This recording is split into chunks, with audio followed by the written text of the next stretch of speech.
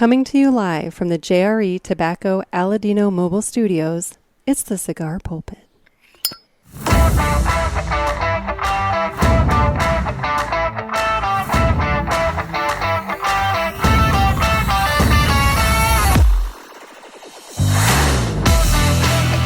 Hello, everybody, and welcome to another sermon from the Cigar Pulpit. I'm the Bishop of the Burn, Nick, and with me, It's your girl, Pinky. we're coming to you from the JRE Tobacco Aladino Mobile Studios of Pinky's Garage, because, quite frankly, it's hot as balls outside. It is very warm. We needed some shade. Yes. Needed some shade. Welcome. Welcome. Thank you. Thank you. As people can see, she does get the great value brand paper towels there, and everything. But, Oh, Lord. But why they can do you see all that? Why do you need to have expensive paper towels? You're just wiping shit up. I was hoping you'd be a little more zoomed in and not. I'm pretty zoomed in on myself, but it is a widescreen camera angle there. But now toilet paper, though, I will contend you do have to spend a little extra for toilet paper. It's worth it. You don't want to buy cheap toilet paper. Correct. That's how you end up getting poop finger. Oh. I'm just saying. We're just diving right into that, aren't we? Getting right into it. So anyway, so today, as loyal listeners will know, in the last episode, UPS dropped by in the middle of the recording and delivered a package from J.C. Newman. And so, by God, I figure as a way to thank J.C. Newman for that and, smoke what was in the package, Pinky and I will be smoking the Diamond Crown Maximus Robusto number 5. This cigar, according to what I found on the interwebs, is a rich and sweet cigar from J.C. Newman Cigar Company. It's made by the Fuente family with an Ecuador wrapper, Dominican filler, and binder, and it is a great smoke with notes of leather, spice, and coffee. Yeah. It is a 5x50 cigar. So I'm really going to like this. I mean, I believe so. Have I smoked this before? I don't know. I do not know. God, it smells so good. I do not know if you've smoked this before. You've not smoked it with me. Okay. Well, then I haven't.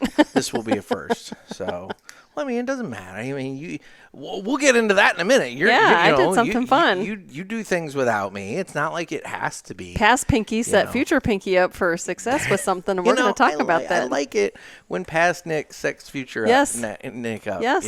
It benefits. It's like, thank you, Pinky, for doing that. Exactly. Well, it's time to cut the cigar, and the official cutting is brought to you by 2guyscigars.com. That's the number 2, guyscigars.com. 2 Guys have been around for 40 years, and they are the trusted name in the cigar industry. Everybody knows 2 Guys, but if you don't, please give them a try because you will not be sorry. Family-owned and operated 2guyscigars.com does the very best to provide, say it with me now, folks, great selection, fair prices, and awesome customer service. Pinky, what more could you want in a cigar website? That sounds perfect. Isn't it? Yes. Doesn't it? Nailed it. So please go to 2guyscigars.com for your next cigar purchase. Tell them that the Cigar Pulpit sent you. And just remember, that's the number 2, guyscigars.com. And with that, it's time to go ahead and cut the cigar. Yeah, let's get into it. Yes. It's been a while. Yeah?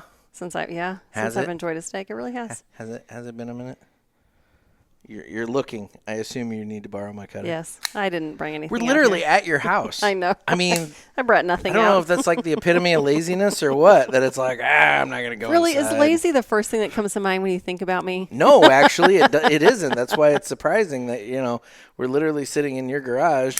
Your cutter's probably like, I don't know. Literally right there. 20 feet that way past the door, and you're just like, I'm going to wait here. Screw it. So we got that going on. So anyway, cold draw time on the Diamond Crown Maximus. It's a nice little dark cigar. Looks nice. Ooh, the leather. Mm-hmm. Yep. Yep, definitely the leather. Yes. Leather. This is going to be a good one, I can tell. Leather. Okay, get mine fired up here. I don't know how long this episode's going to be today, guys, only because, quite frankly, it's hotter than balls in this garage. It is. Well, in my deck out back, by this time of the day, it is getting full sun. I was going to say. And it will have full sun until the sun sets. As warm as it is in here, it's the surface of the sun out on your deck. Yes, so, it is. No, this is the ideal spot. But, ooh, that smells good. We'll make do. And, we'll make this happen. For the people, we will make this happen. Yes. If nothing else. We're here for the people. Now I will say, I've been holding off. Because, quite frankly, I don't want to jinx anything. But you got a lot going on. I got a lot going on. It's exciting. And I'm hoping that, scratching my ankle there for a moment. Hoping, So you're going to say it or not? I don't know. Just say it. I don't believe in jinxes. So I'm really, sooner rather than later, the JRE Tobacco Aladino Mobile Studios will just become the JRE Tobacco Studios, because I'm under contract on a house. Woohoo! And the inspections went well. Where's DJ Airhorn? I actually have DJ Airhorn. Well, we planned this really well. I mean, I was just saying, We clearly have our act together. Where is it? All right. So yeah, that is so exciting. I'm under contract. The seller is super nice, and I'm surprised you got to meet her. Do you usually? No, I didn't think so. It's been a very bizarre process. Oh. She wanted to be there for the walkthroughs, so that was interesting. She was there. She left not too long after we got there with the inspector. Oh, okay. But she was there in the beginning for the inspector. But it's been nice, actually interacting with her a little bit, because, this whole house process has been so impersonal. Yeah. And what happens is it becomes basically just okay, who offered me the most money? Mm-hmm. And, with her, it's kind of nice because she got to know me. She got to know my story a little bit. Kind of got to know, what I'm going through, and I think it played a role. Yay. But anyway, the one thing the house does not have that I kind of wish it would have was an outbuilding, so that I could have immediately made, a super nice podcast studio right off the bat. Yeah. Working on it. Budget being what it is, probably going to be a temporary thing for a little while still. But it has an insulated garage. So the nice part about that is that theoretically I will not need the smoke tent in the winter with an insulated garage. Yeah. So I'll need to figure out some sort of ventilation system in the garage, but it has a window in the back.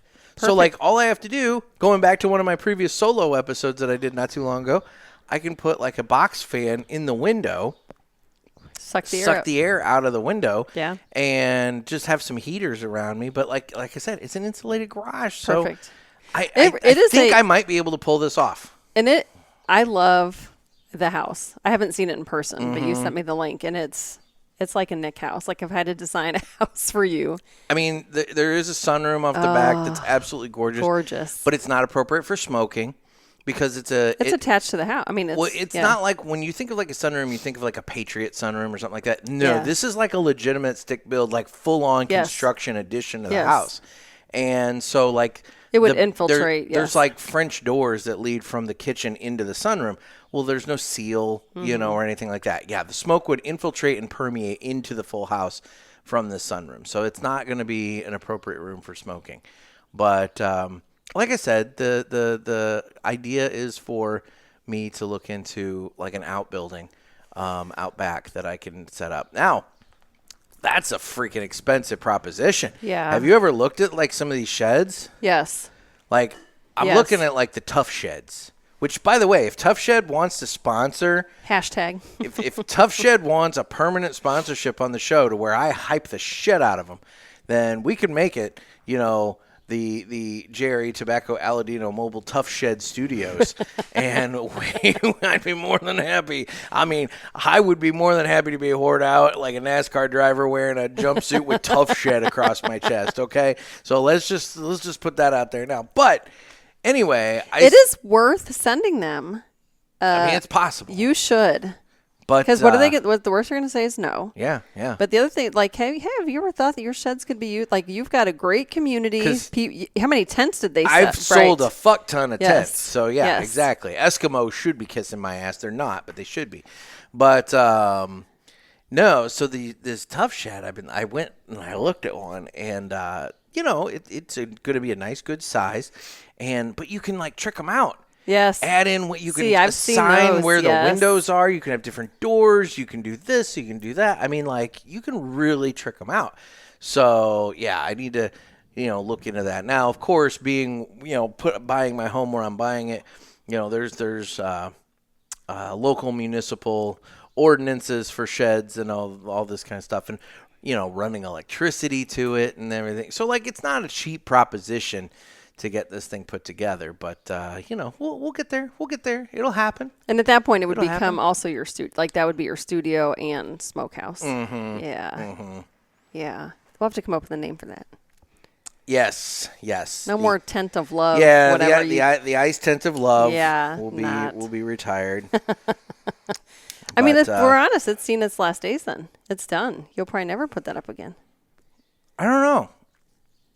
Yeah, maybe. I mean, I guess the only reason I would is if I determine that the garage, Like if maybe maybe the smoke permeates too much from the garage to where I'm like, I don't want to do that and whatever.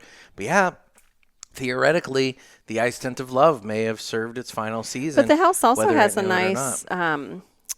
like patio. Yeah, the little so you could patio area is nice. There is no outlet back there in the back. Oh, really? So like, Interesting. running a core or like running power to the ice tent on the patio would be a trick. I'd have to figure out how to make that happen. This is a great stick. Mm-hmm. Ooh, that's good. But anyway, so that's going on. Now, that leads me to my one little bit of a show announcement.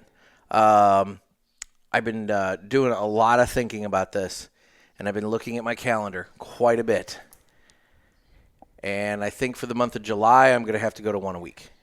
Makes sense. I do not think it is feasible for me to do 2 a week in the month of July with everything I have going on. Yep. Because basically I'm going to be closing on the house in early-ish July. I will have a period of time for moving. Then I have a family vacation planned that's going to take me out of pocket for a week.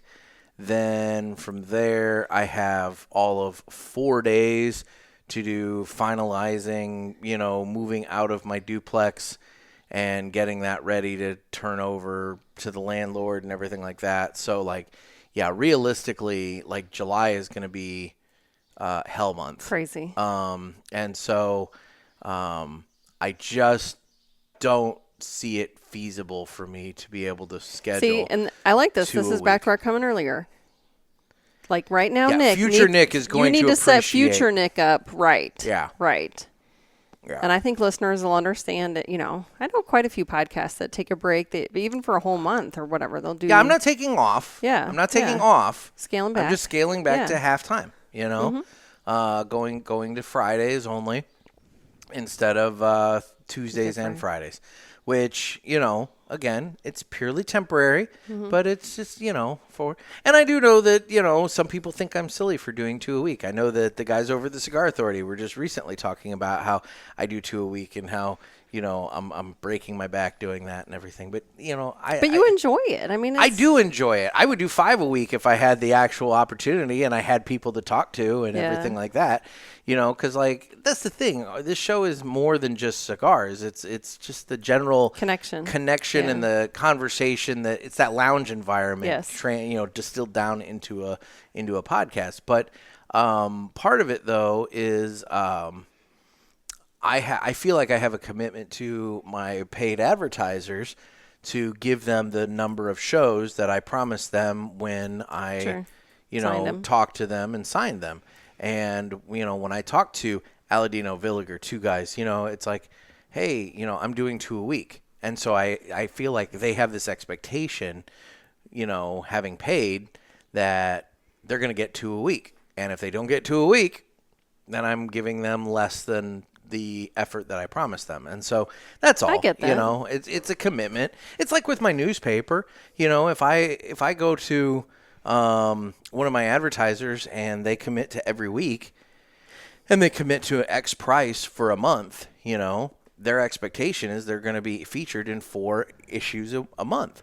Well, if I decide I'm going to go to every other week and they're only getting 2 issues a month, but but I'm still charging them the same amount. Right. Why? You know, why are they getting charged the same amount for half the advertising? Yeah. Same concept here. That's all. Yeah. But it's only temporary because, you know, I kind of have some pretty major life things going on. So, you know. And I'm so excited for you. And I'm sure that they will understand. I'm sure that they'll understand. And let's be real. Aladino, for example, you know, when the studio is finally put together, we're not going to have, like, paper towels.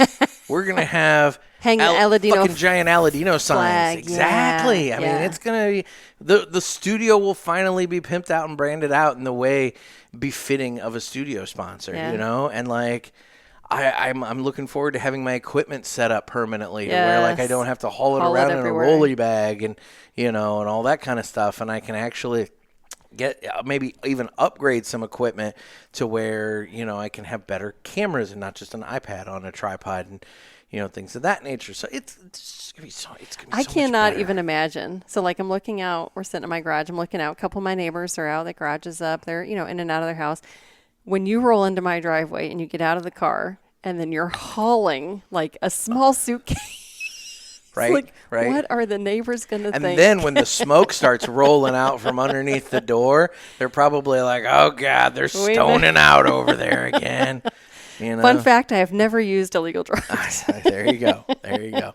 So anyway. I do have that going for me. Well, I'm really proud of you, and I'm very, very excited. I am excited, too. It is a great location. It puts you so much closer to, like, all of us and your friends and the social life. Yeah, I'm not going to be out in the middle of nowhere anymore. Yes. So that's kind of nice, That'll too. Be nice. You know, so no, it'll be very nice. It'll be very, very nice. Yeah. So. I like it. Well, good. Congratulations. Well, thank you. And we did not just jinx it. We did not. If we did, I'm coming for you. I'm dead to you. Because you're the one who told me. Go ahead and say it. So, anyway. So what have you got going on? Well, so I have my cigar stash has been abysmal for a while. Mm-hmm. And part of that is just you've been my supplier. You'll hit up a store and you'll text me, hey, do you need anything? You'll pick up a couple for me, pay you back. It's great. But like you're busy now too. It's I've been busy, and I really haven't been hitting up that many shops. I mean, like, well, if I've seen your current stash, you probably don't need to hit up any shop. Yeah. Oh, I've done a lot of purging. I've done a lot of cutting, you know, like sorting Getting through. into the... I have 3 giant stuffed to the brim Ziploc gallon bags at home of cigars that I'm like, yeah, these are all ones I'm not interested in. Now we just need to figure out what homes they're going to go to. Well, you know any of the like light Connecticut? I know. Okay. I know. All right. Just keep me in mind. You're on the list.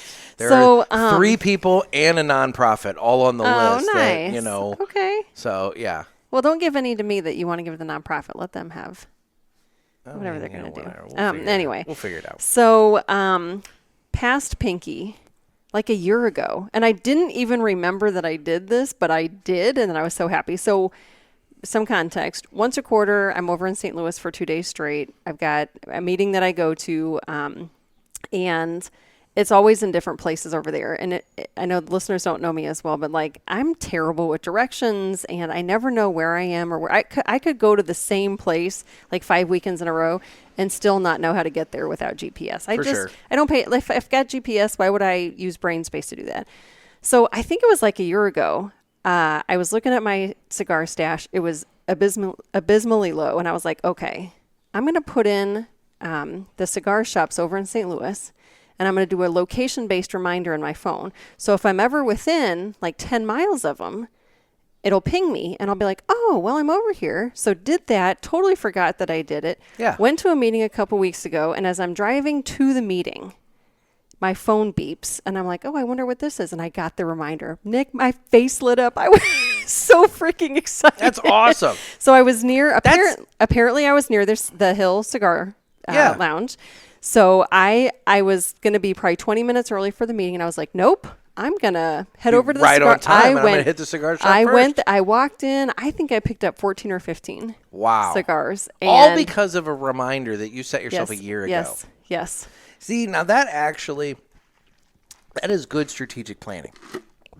I love my reminder. I use my phone and my watch I know. excessively. I'm just wondering if this is a pro tip that we can give to the listeners. Like, so when you entered it, did you enter in specific shops, or Yes. is it a way to like? Well, you put in the shop, and then it asks you, like, there's a circle at Yeah. the shop, and I think it defaults to 5 miles, but it's Okay. like when you're within, and you can expand out the circle. So Okay. I probably end up doing 10 miles.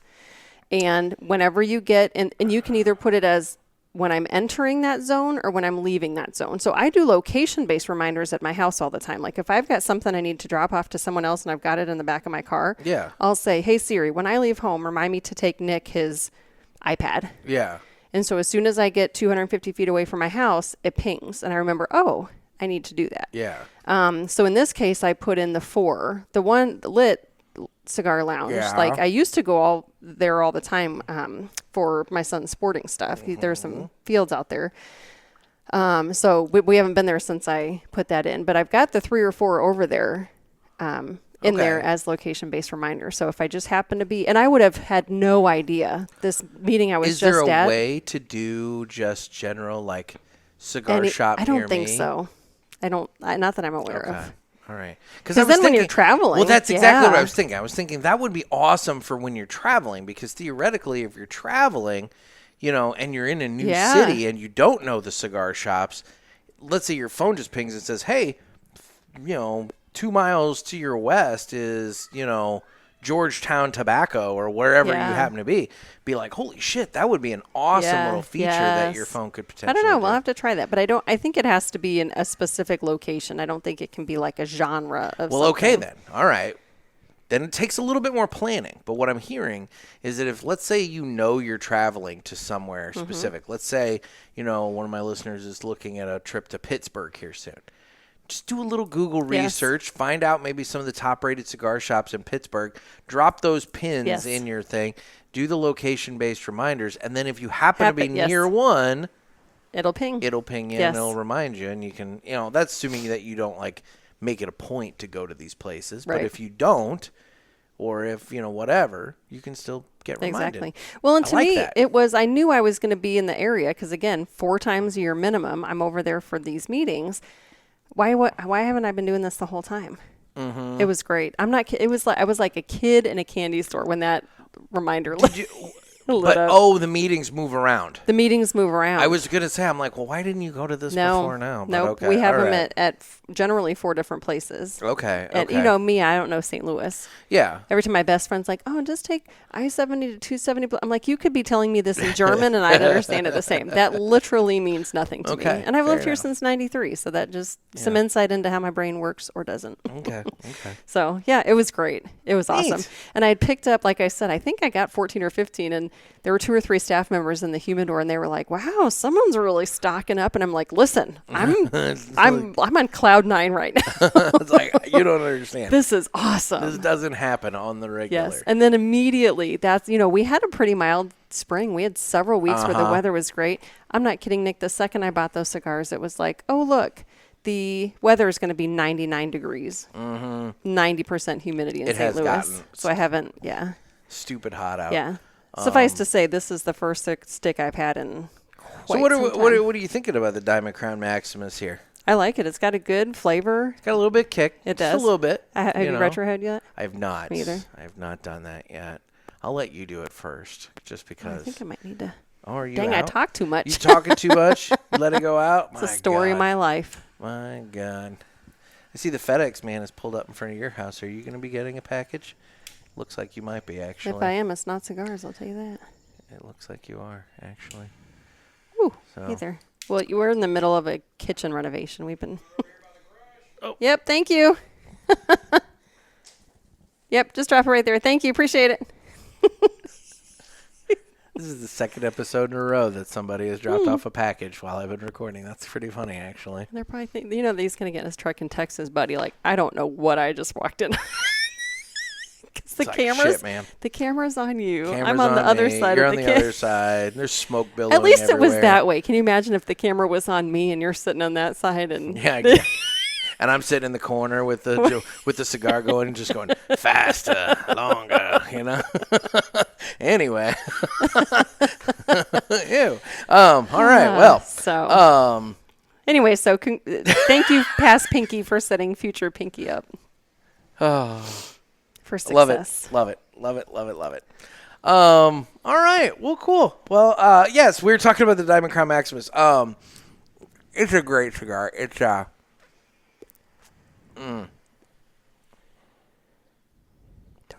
Don't die. Fail. No, it's not as strong as other retro hails, but there is a smidge of strength to it. It's a strong. I'd say right now, solid medium. Yeah. You know, but people like me that like the lighter ones, like this, I would be smoke a stronger cigar for but you. It doesn't feel. I mean, I just retrohaled. Yeah. I didn't even notice. Yeah. See. There you go. I could a little spice, but like my eyes aren't watering. I'm not coughing up a lung. It was a small cough, but yeah.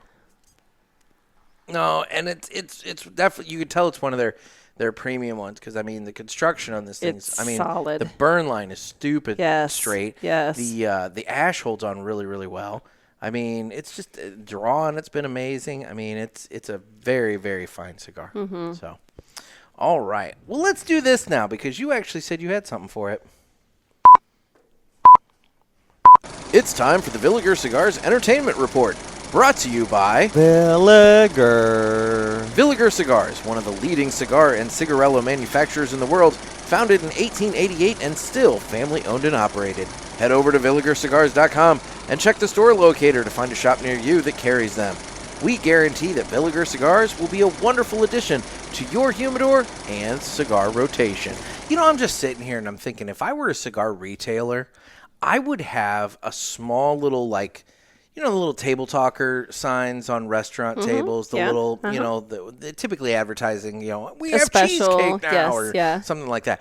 I would have written out instructions with how to add a location thing for my shop, so that I would, you know, kind of instruct my customers, hey, add a reminder to swing by twoguyscigars.com or Two Guys Cigars or the Hill Cigar Company or whatever, and put that little sign on the counter that gives the instructions as to how to set that up. That way, you know, all your customers, every time they drive by, maybe they weren't thinking about stopping, but their phone's going to ping, and it's going to remind them, hey, you're right by Two Guys, you're right by the Hill, you're right by blah, blah, blah, to where then at that point, maybe they weren't thinking about stopping, but maybe it's now in their head, and they're thinking, man, you know what, I could stop, and you never know. If it prompts one new visit a year, you know, it was worth it. It's just a piece of paper on the counter. That's actually a really smart thing. There you go, retailers. You got a tip out of this And episode. Here's the thing. It's not that difficult. Like, if I were to pull it up now and I know the address, let's just say the address is 100 Main Street. Okay, let's go through this real quick. And then we'll get to the Villiger Well, here, report. let's try it. Let me just see. So I'm going to pull up. I'll just tell her. I'll tell you what. I don't know. Do you have the Tinderbox in Fairview Heights, Illinois? I do not. There you go. Let's do it real quick. Let's give the Tinderbox in Fairview Heights, Illinois, a free little deal here, because let's see if it works. Hold on. Next time I go to the Tinderbox, remind me. I don't know if I said that right. Why would it remind you? This isn't how I did it, but I thought. Okay. Yeah. So note to self, guys, Siri doesn't work for that. Or at least not in that way. Yeah. So I just click new reminder, and then here, I'll just show you. So where are you going in your phone? What app are you going to? So I'm an Apple person, so I just use the built-in reminders. Okay, so you're going to the reminders. Or you could, here, let's do this, right? Okay. Next time I go to the Tinderbox, remind me to buy cigars.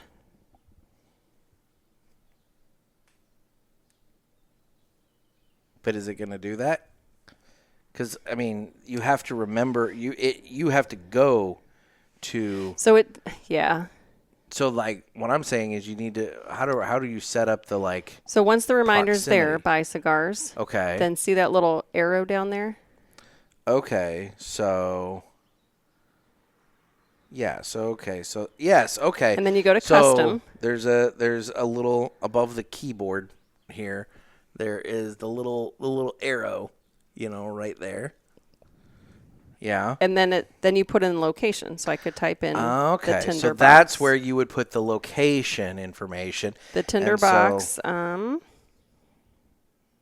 The Fairview one isn't coming up. The Tinder. Oh, well, weird. Anyway. All right. Well, whatever. Anyway, so that's how it All works. right, fine. Then I guess they're not going to get a plug. Haha, screw them. Anyway, So the Villiger Report. yes. Yeah. Well, I figured it would be good to go through the process, but it was So here's the thing. clunky. So I haven't been on Facebook since pre-COVID. I Okay. think we all know that. Instagram, my personal account, I got off like 3 weeks ago Okay. because we were doing some house renovations this summer. Our kiddo's going to start school in like 50 days, and I'm like very aware of him growing up, and I'm like, I don't want this summer to fly by. And if I don't sit down and be intentional with my time, I doom scroll. Yeah. Scroll, and it's like 2 hours later, and I'm like, shoot. So all of that to say, I realize how much more free time I have. Yeah. Yeah. Where it never felt like free time before. I'm like, God, my whole day's been so busy. And then I look back and I'm like, oh, I scrolled for 4 hours. Yeah. So doing that, now when I sit down, I don't have anything to scroll through. So I've been watching shows. So my most recent one, which my BFF turned me on to, she was like, you got to watch this. It's the 30 on 30 series by ESPN. Oh, yeah. O.J. Simpson in America. Okay. So it's a 5-part series. I think each episode's about 90 minutes. And it goes, I'm 44. I didn't realize what a huge college star he was. Yeah. So I didn't know that. I only really I knew wasn't him. around for it, but you knew. Yeah, I knew. I had no idea. Heisman Trophy and all that. Exactly. Yeah. So the first 2 episodes are really about him in college, video clips of him. Just seems like such a reasonable, humble, good guy. Yeah. Yeah. And so when he won the Heisman and they wanted to interview him, he wouldn't interview by himself. They had to bring in the whole offensive line. Like, this is not me. I can't do what I do without these guys. And he brought him in and introduced them all. So you get this image of him, which I think it was probably legitimate. He was a super nice guy. And then got into the NFL, had the career there, beat Jimmy Brown's 2,000 rushing yards that season. That was a big deal. But then, he's not one of these guys that hung on so long to his career. I'm just going to, he didn't Peyton Manning and Tom Brady this, he did his time and he always knew he needed to be thinking about the next thing. So that's where the acting came in. Yeah. Lots of commercials. Hertz signed him really early on, right? So it was just this, series about that. Well, then obviously it gets into like his relationships and, very, very lucky with the ladies. Even when he was married the first time to a gal, Marguerite, I think was her name, or Marjorie or something. And then he met Nicole Brown and said the second he met her, that's who I'm going to marry her. That's my person. And I think she was quite a bit young. She was only 19, I think, when she met him. Okay. So anyway, so then it goes through, kind of their troubles. I mean, she reported him so many times for domestic violence. He's in the background. You can hear him yelling. He clearly has a temper. Very charming, public facing life. And then just disaster behind the scenes. And so then it goes through the murder, the double murder, and then how the trial went. And it's just crazy. It's just hearing the legal aspects, because obviously we all know he was acquitted. Yeah. They interviewed jurors years later. And I mean, one juror admitted she voted the way she did because this had happened After Rodney King. Yep. And she basically said, I felt in my heart he was guilty. Wow. And she said, but I couldn't let him get convicted of this. She felt so strongly about how awful.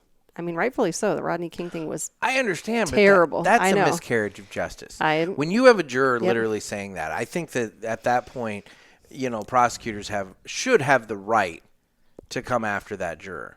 Well, this is 20 years later. I get they it. They interviewed but her recently. Well, I get it, but you see what I'm saying. I mean, when you literally have a juror saying, oh, yeah, I think he was this, but, because of this, that's a miscarriage of justice. Yeah. So, that's not right. And then I don't remember. my mind is very selective Yeah. and things like if you told me your cholesterol from 5 years ago, I'd remember that, but I don't remember big things like OJ. I don't know. Actually, believe it or not, for those who probably are laughing like, oh yeah, believe it or not, I don't believe cholesterol is an issue of mine. There you go. That's the last good. however many times I've been to the doctor, the cholesterol has not been an issue. That's good to hear. I mean, I think. So anyway, all that to say, I remember weird things, but I don't remember big celebrity, Yeah. Cultural kind of things, Yeah. pop culture stuff. So I remember he was acquitted. I remember he got arrested and served some time for that armed robbery stuff in Vegas. Yeah, stuff in Vegas. But then the thing I didn't know was that that book he met with a ghostwriter to write the book entitled "If I Did It." Yes.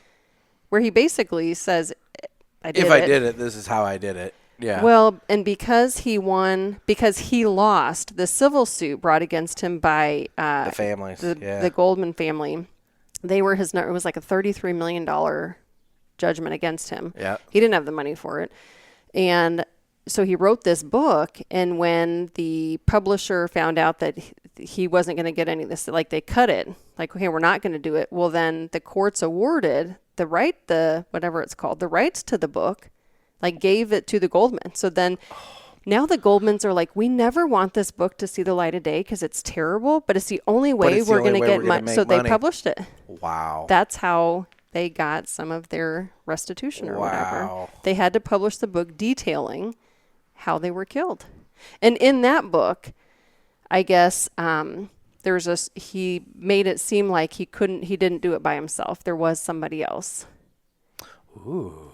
And actually, my BFF told me there's a 2-hour interview on YouTube of the person supposedly that was with him when it happened. So that's my next thing. I'm going to watch that next. So. Wasn't that, what's his name, Cowlings? Al Cowlings? Oh, I don't know. Is that? I don't know. Was it? I don't know. I don't know. I'm asking you. Like, I don't think was it so. Kato Kalin? I mean, no. I don't think it was anybody. Because Kato Kalin was chilling in the pool house. Yeah. No, I don't think it was Al. There were so many characters. The fact that I can rattle off names of characters from that, it was so bizarre. It was such an American drama. So bizarre. Like, it was such an American drama there for a while. Judge Ito, you know? I mean, like, that was the other thing that was so interesting is, him growing up, they portrayed it. This is not my words. This is how they portrayed it.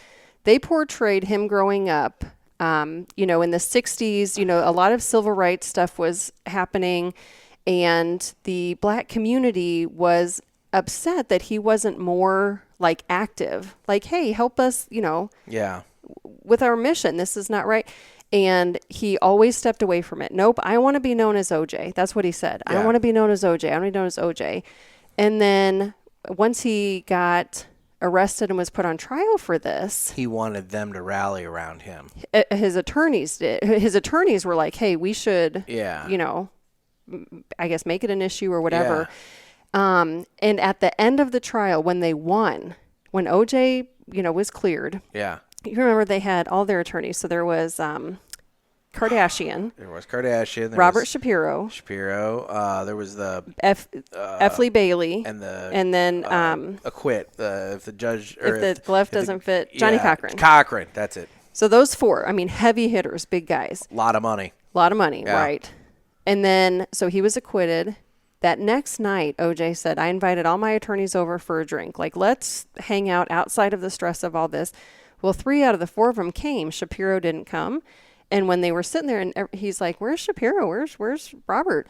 They turned the TV on. Well, he's being interviewed, I think, by either Diane Sawyers or Barbara Walters or one of them. And she said, you said at the beginning of this, you were not going to make race an issue.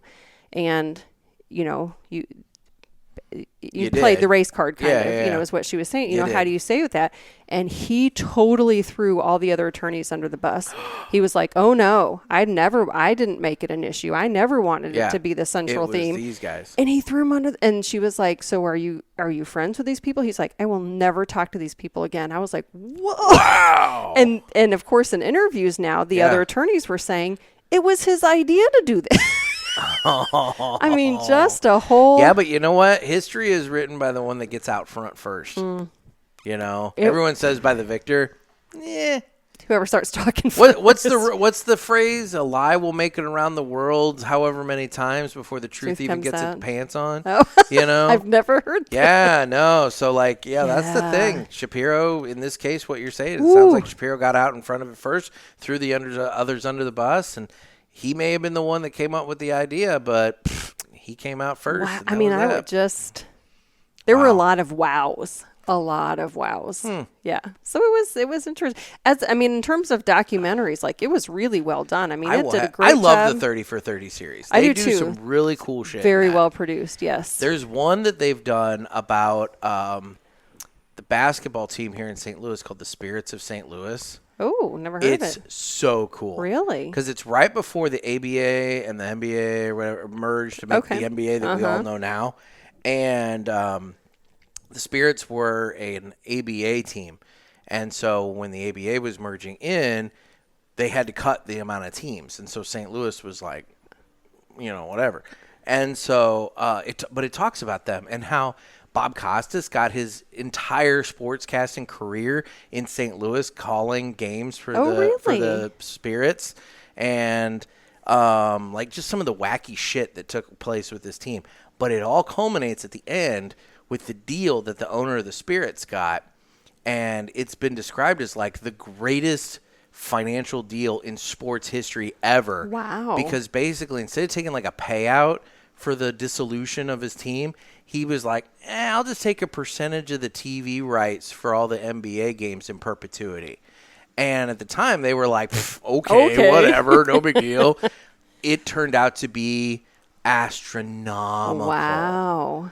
And so, like, That's so interesting. Yeah, it's really cool. So, no, check that one out. I do really like those series. That brings me to a question. I was in a meeting the other day, a financial meeting, and at the end, just for fun, the chairman goes, if you came into $100,000 right now, what would you do with it?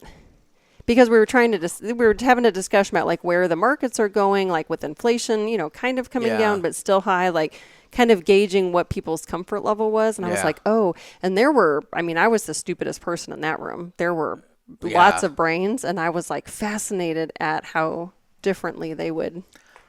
So what would you do? I've got some debt that I would take care of. That would take care of some of it, probably about a quarter of it. Other than that, I mean, because I'm looking at buying this house, and I could be like, I'm going to put it all towards my mortgage. But the thing is, like, yes, that pays off that debt, but house debt's not necessarily bad debt. Correct, right, so I'm not really, like, saying that I'd be, like, dying to get out from underneath my mortgage. So, yeah, I would would you put it in the market? Like, would you do equities? Would you do the safe things like CD? Yeah, I'd probably be safe with it. Okay. See, that's the thing. I'm kind of ignorant with that kind of stuff. So, I don't really know. But, yeah, I'd want to invest it somehow. I always say that if somebody were to walk up to me and say, here is $1 million, live on it, I could do it. Okay. I don't think you can live on it, like, day to day and, like, that's all you have, and like I don't think I could live the rest of my life just like, okay, I'm gonna live another however many years, however many days, divided by this, and I have like $10 a day to live on. I don't think it's that. I don't think you can do that, but I do think that if you invest properly, and if you're not wanting to live like a lavish, like ridiculous lifestyle, I think you could live off of that with the interest, and so if you won the lottery, would people know? I mean, in terms of your lifestyle. Oh yeah, people would know. Oh yeah, people would know. People would. There would be signs. There would be signs. Now, granted, you may have to come over to my house to see them, but there would be signs. Okay. So what amount of money would...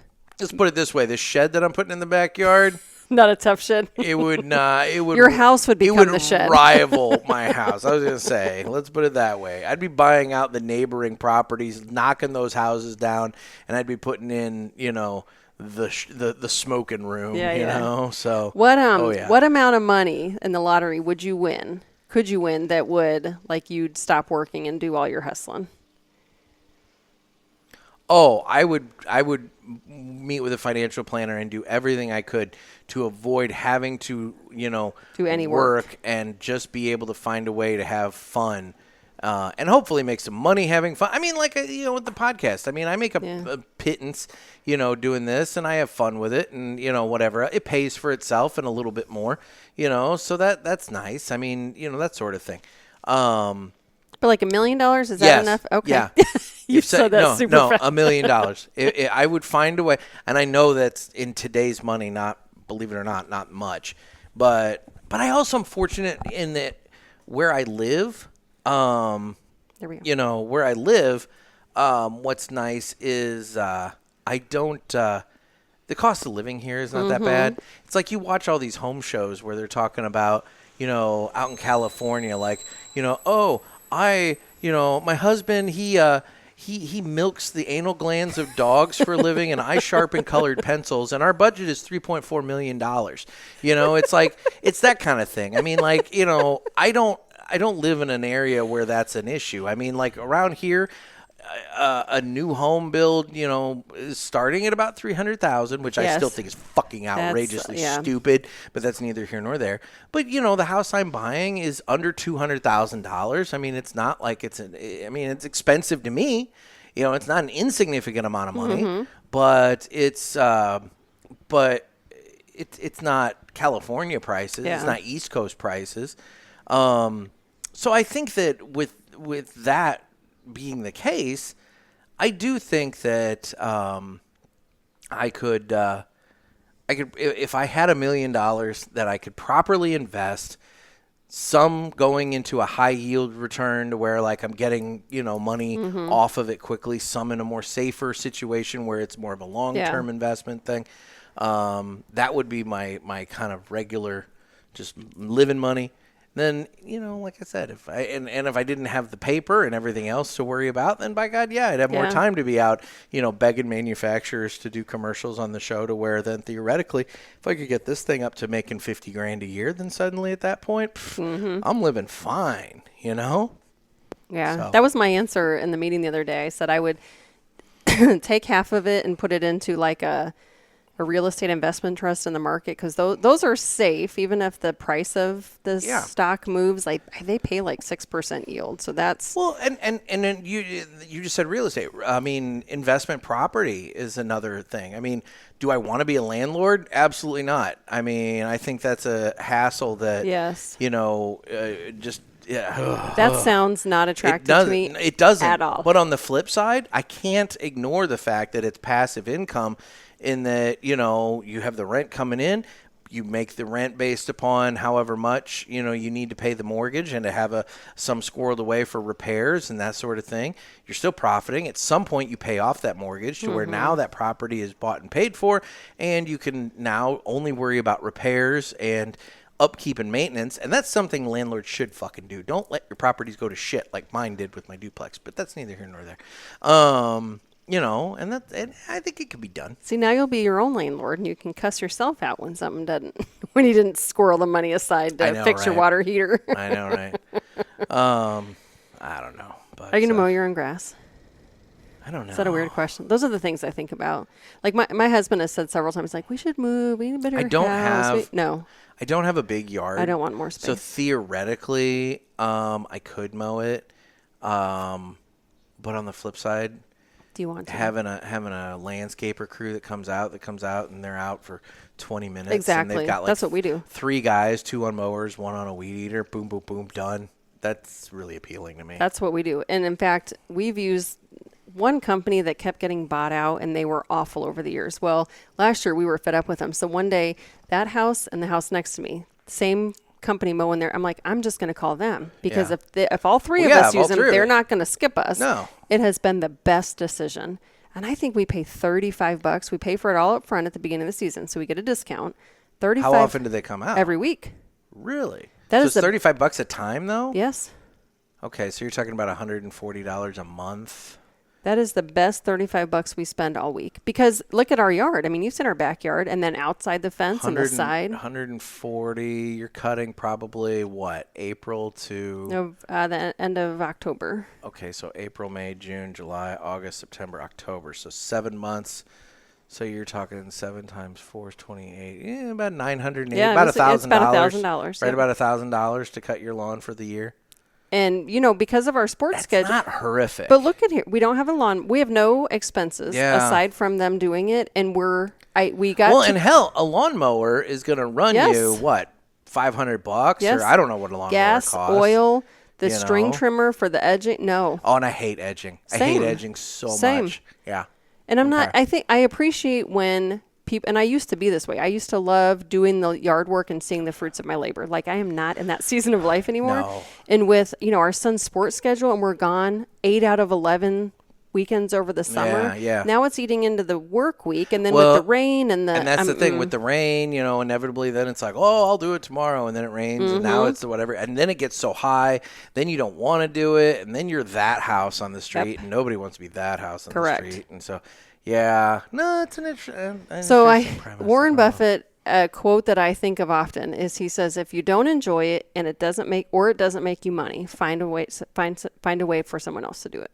And that's what I do. Okay. With the lawn care, we used to have a housekeeper, not a housekeeper, but like a cleaning service. Don't do that anymore. Our gal literally up and ghosted us after 8 years. Oh, that sucks. I was like, we gave her a Christmas bonus. Like, I thought we took good care of her. And, we knew all of them by name. So their kids she's grew alive, up. right? Yeah, because she kept doing my bestie's house, not this bestie, my other one. Oh. I texted him and I was like, hey, so, Bonnie hasn't been by in a while, is she? And he's like, oh, she was here last week. I'm like, weird. Totally ghosted after 8 years. That's so weird. It was so weird. That's weird. Anyway. Well, going back to the Villiger Report, So what have you been watching? I saw 2 movies. And I want to talk to you about them because I figure if anybody's going to be potentially geeked out, interested in these, it's you. I saw a double feature. I saw Inside Out 2, and I saw If. Oh, I haven't heard of If.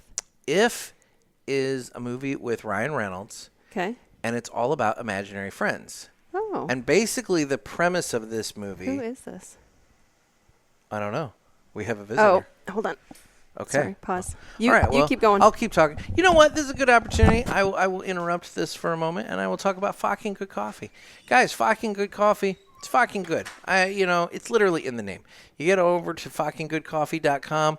You can check out all of the different blends and flavors that they have available. All of them are designed to pair with cigars in one way or the other because, Nick, he's got the My Monthly Cigars, but he's got the Lounge Blend, and the Lounge Blend pairs wonderfully with all cigars.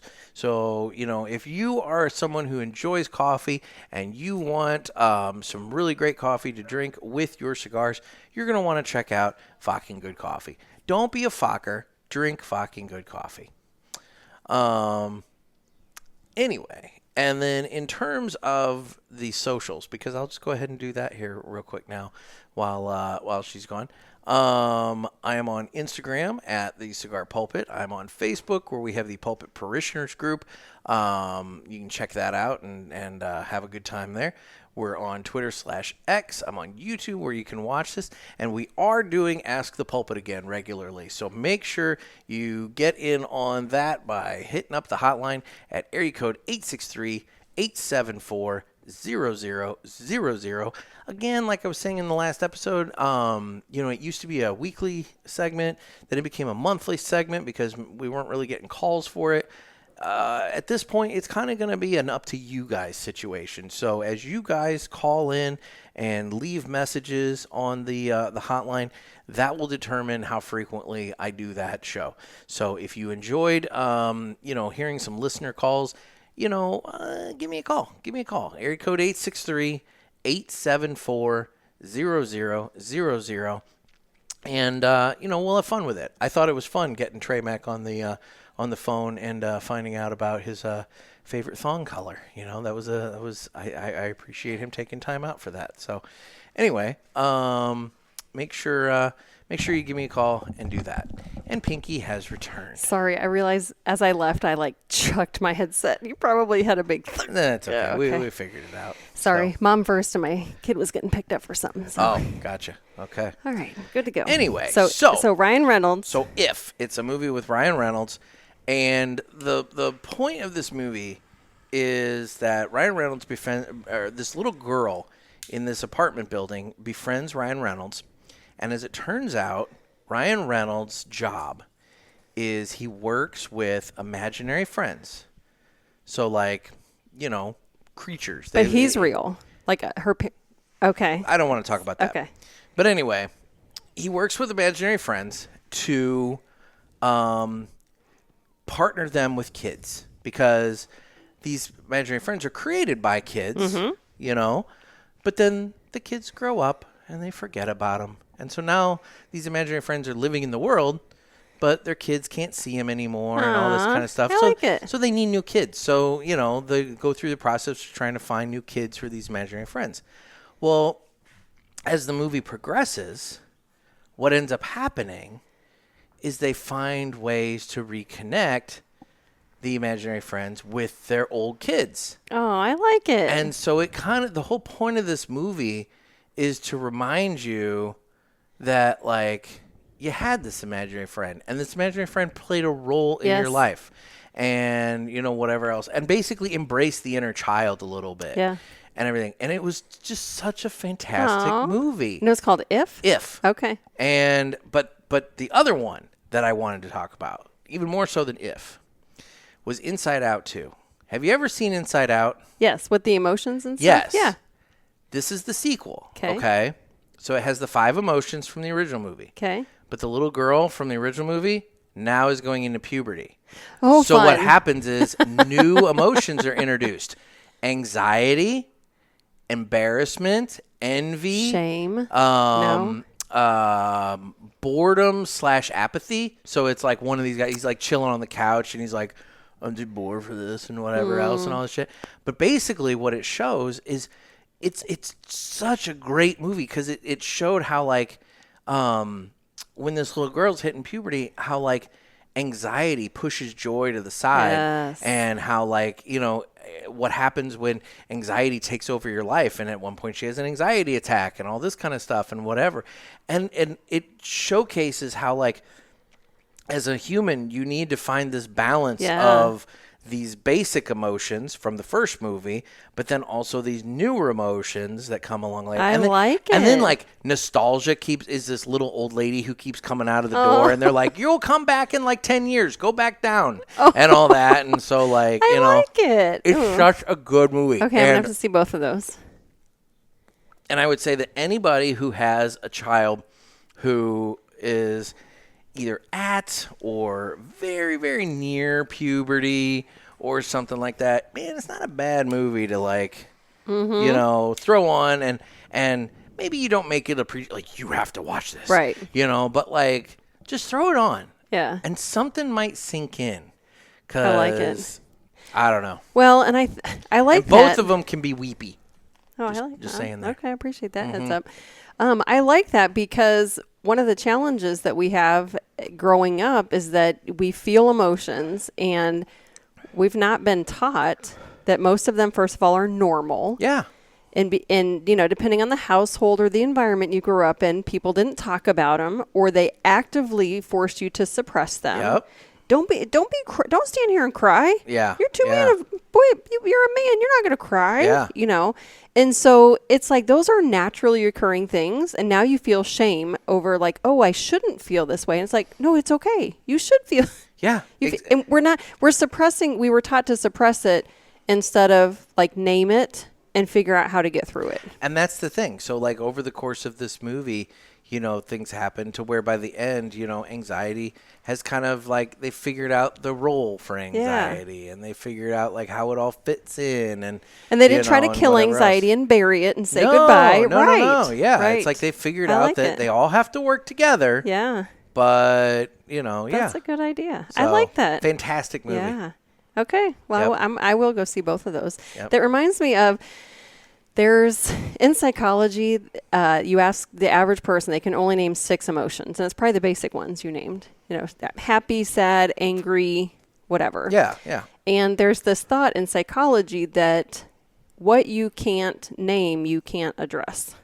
Oh. And so we inappropriately call something anger when really if we stop and we're forced to think about it, we're probably disappointed or we're probably something else. And the better you can clarify that, then your response will probably be different than if you're just angry. But because so I actually have it on my phone. I've got the emotion wheel. And so when I get fired up about I have a cigar flavor wheel on my phone, but you have an emotion, the emotion wheel. What does that say about So us? I open it up and I go, you know what? I'm not angry. I am disappointed. And when you're disappointed, I'm not going to pop off on somebody because I'm disappointed. I'm going to tell them, you disappointed me. Yeah. And that's so I like that. And I just think, again, it goes back to kids are not taught that there's more than just this basic handful of emotions. And then also like that I really like that. I mean, look, you know, we can get into the topic of whether or not Disney has been making strong choices with their various movie projects and things of that, and the messages that they're conveying in them. And that's a whole different conversation. But the Inside Out movies, I think there's a lot of value to them. Yeah. And I think that, I like it. You know, I think they really nailed it, especially with Inside Out 2. Are these in theaters or do you? They're currently out in theaters, but I think If is going to be coming to streaming at some point. And I would imagine Inside Out 2 will at some point. Do you like how quickly I was like, how can I watch this without interacting with people? I get it. Well, you know, they're at the drive-in. Oh, yeah? Yeah, that's where I saw them. Oh, so nice. You can go to the drive-in. I've been loving the drive-in.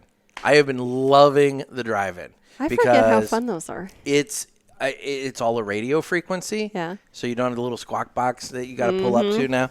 You know, you pull up. It's like $13 for an adult. Kids 12 and under are free with each paid adult, I think. But, like, you know, you can bring all your snacks, all your drinks. Oh. You know. They let food, like, you can. Yeah. Oh. So you can load up a cooler and bring that in. And, you know, I bring a lawn chair and I sit out. Yes, yeah. I've got, like, a little radio, you know, that, like, little CD player, boombox, basically. Yeah. And I just, you know, load up the batteries and that and tune to the appropriate frequency, have that sitting next to me. And, I mean, it's been fantastic. Maybe Kiddo and I will do that. You should. And this year, actually, is the 75th anniversary for the drive-in near us. So they're doing a lot of cool stuff. It's an award-winning one, too, right? They just won the best drive-in in America by USA Today. Wow.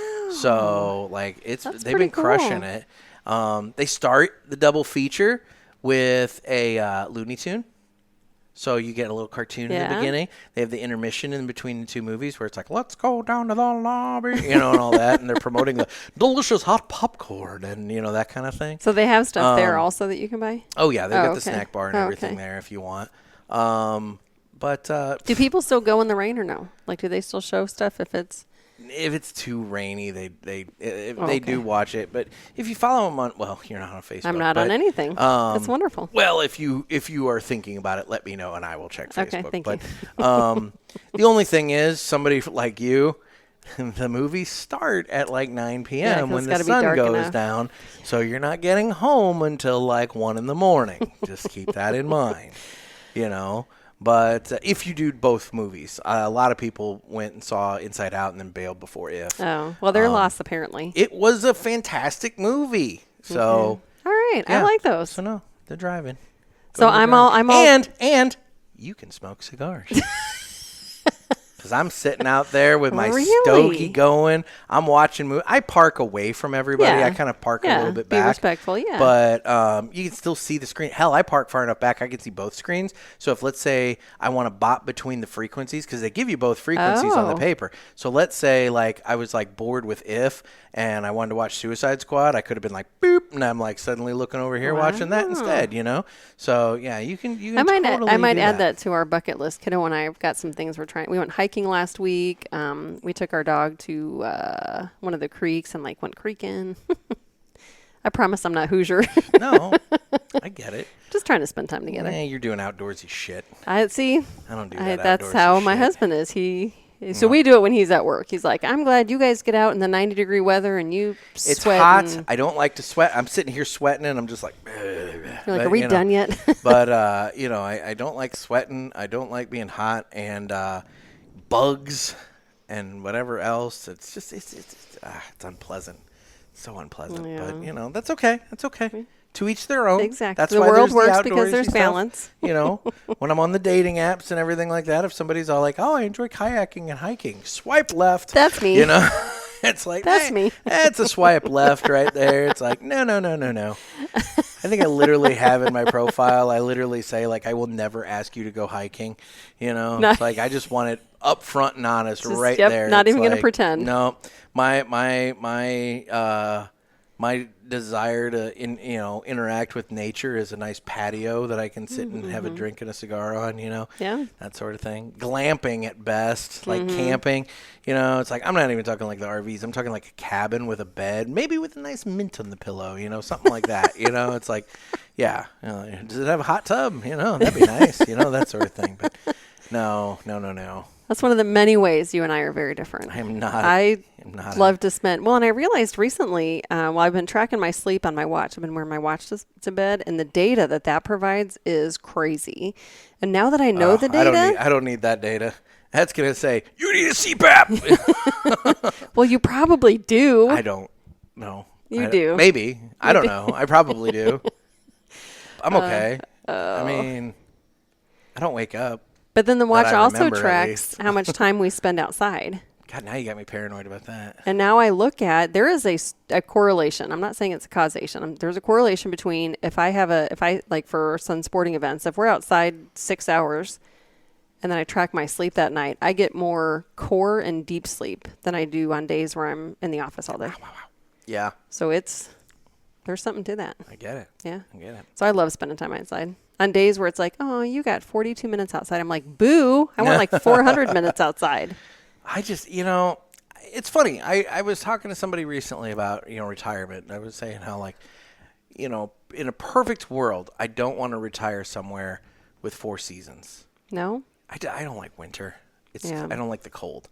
I don't like snow and ice. Mm-hmm. On the flip side, I really hate 100-degree temperatures and shit too. And that obviously goes hand in hand.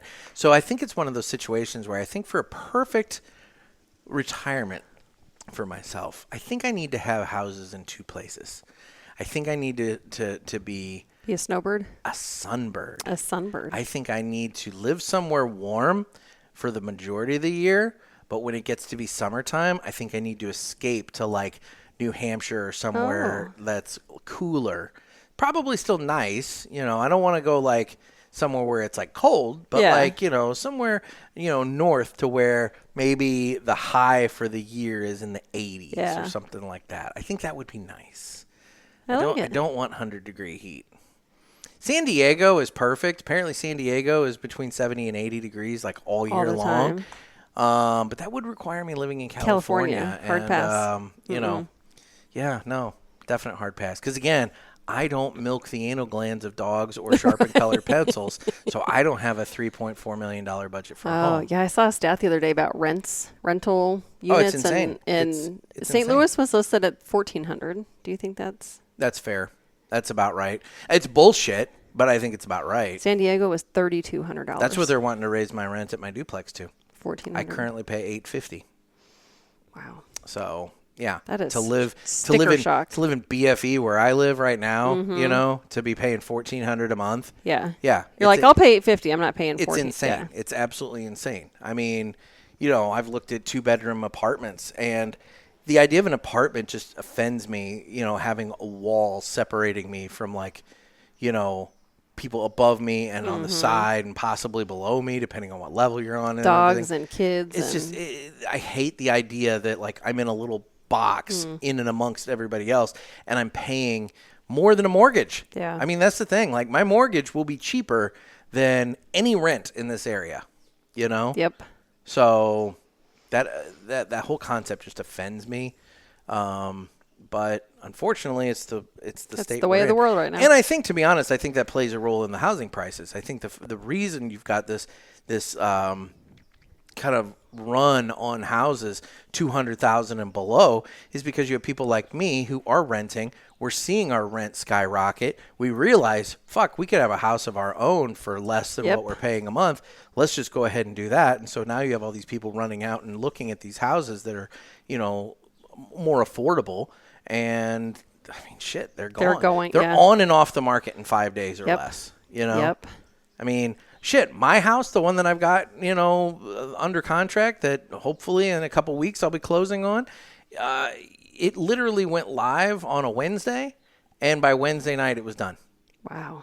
There were 3 of us that walked through there, and I'm the one who won, And so, thank God, because some of the other houses you looked at, you were like, oh, there's eight showings today, and they had 10 offers. Well, I had that one that I really liked, and that one had that outbuilding and everything. That would like have been perfect. I'm dying to know what that actually sold for, because I know what I offered for it, and it was above asking.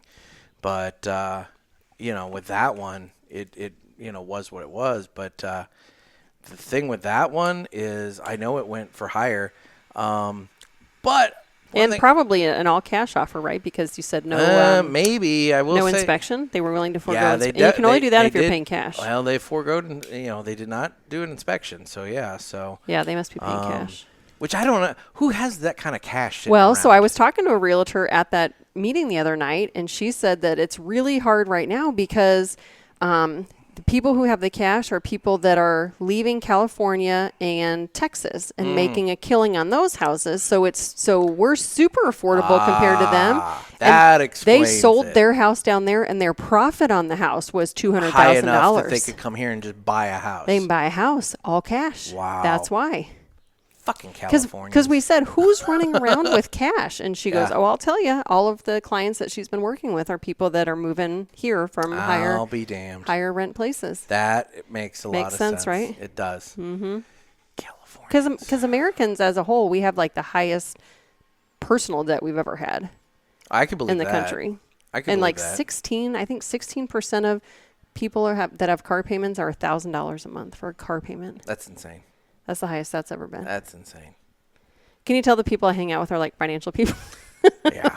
Well. See, I know random stats like that, but I can't tell you what I had for dinner last night.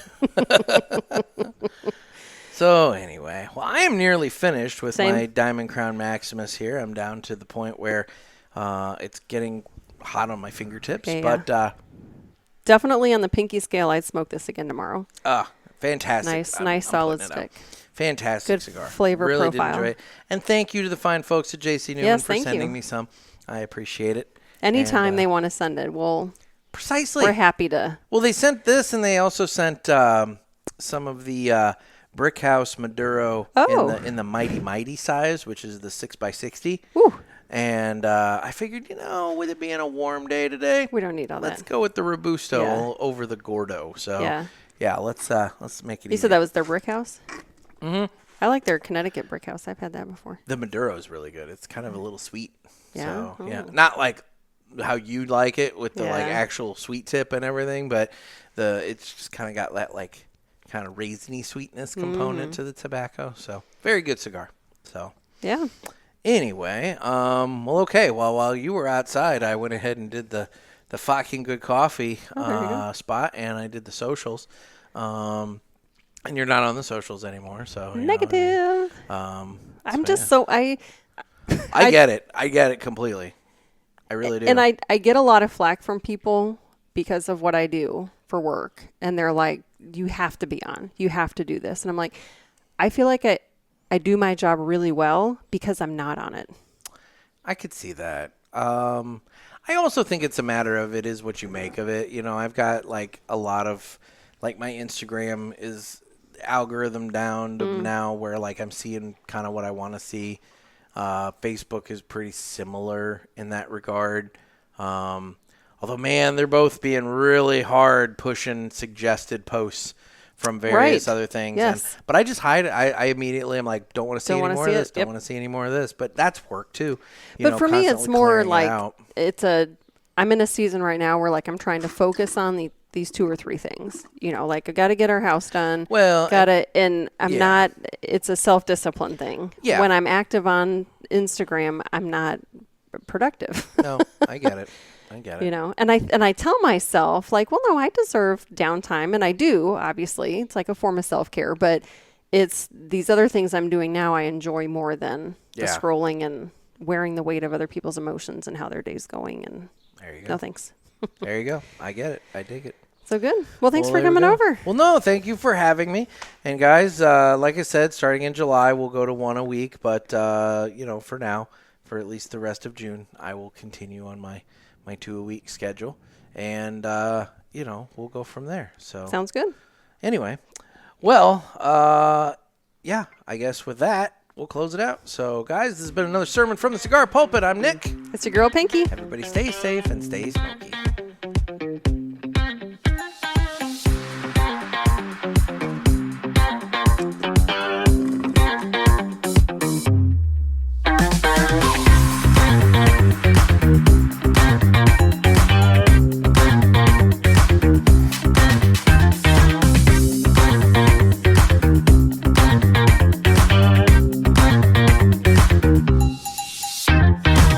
Later, guys. See ya.